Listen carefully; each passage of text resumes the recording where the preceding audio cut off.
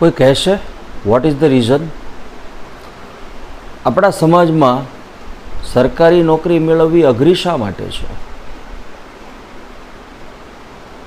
હું એક વાત ચોક્કસ કહીશ, આપણે બુદ્ધિશાળી પ્રજાતિ છીએ, તો શા માટે આવું બને? શું બનવું જોઈએ ખરું? શું ખરેખર અનામતને કારણે નોકરી નથી મળતી? ના, આપણી ચેતના છે ને નિમ્ન કક્ષાની છે, માટે નોકરી નથી મળતી.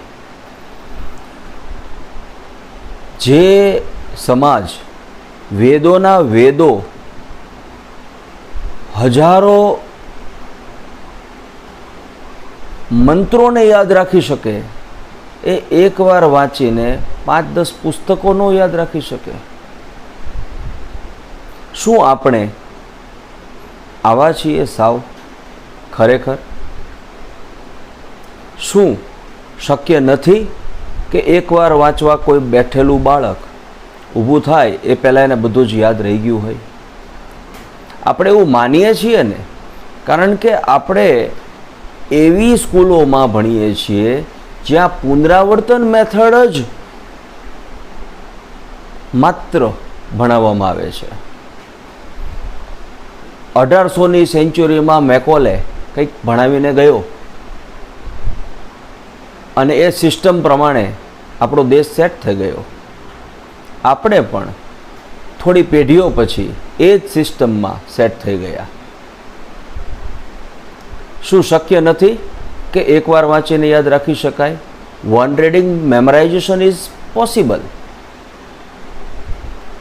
કોના માટે? જે વ્યક્તિ ખરેખર ભણવા માગે છે ઇન્ટરેસ્ટપૂર્વક, એ એક જ વાર વાંચીને યાદ રાખી શકે છે. પરંતુ આપણે જ્યારે વાંચવા બેસીએ ને, ત્યારે મગજમાં બીજા અનંત વિચારો આવતા હોય છે, અને એને રોકવાનો રસ્તો આપણી પાસે નથી, કારણ કે આપણે મેડિટેશન પણ કરતા નથી. આવા સંજોગોમાં જ્યારે મગજ અન્ય ક્ષેત્રમાં રોકાયેલું હોય તો એ કોઈ વસ્તુ યાદ કેવી રીતે રાખી શકે? આના માટે રસ્તો છે. મને પૂછશો તો જવાબ ચોક્કસ આપીશ. જો કોઈ બાળક એકવાર વાંચીને યાદ રાખવા શીખવા માગતું હોય, આ પદ્ધતિને સમજવા માગતું હોય, પોતાની કોન્શિયસનેસને, ચેતનાને વધારવા માગતું હોય, ફોકસ વધારવા માગતું હોય, તો એ વસ્તુ શક્ય છે. નાનપણથી જે આપણે સમજીએ અને જોઈએ ને, એ જ આપણા મૃત્યુ સુધીનો સિસ્ટમ મગજમાં સેટ થઈ જાય છે. જો આ પ્રકારનું કંઈક આપણા મગજમાં સેટ થયેલું છે, જે આપણે નાનપણથી સમજીએ છીએ, એને જ સાચું માનીએ છીએ. કંઈ નવું કરવા આપણે મોટા થયા પછી વિચાર પણ નથી કરતા. પાકા ઘડે કાંઠા ન ચડે.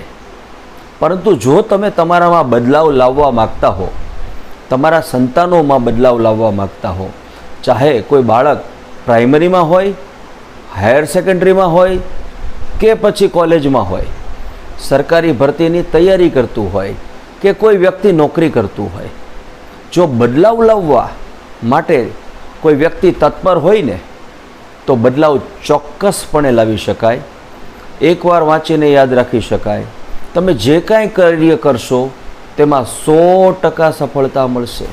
બસ માત્ર તમારી ચેતના, તમારી કોન્શિયસનેસને ડેવલપ કરો. આ બાબત હું નથી કહેતો, વિજ્ઞાન કહે છે.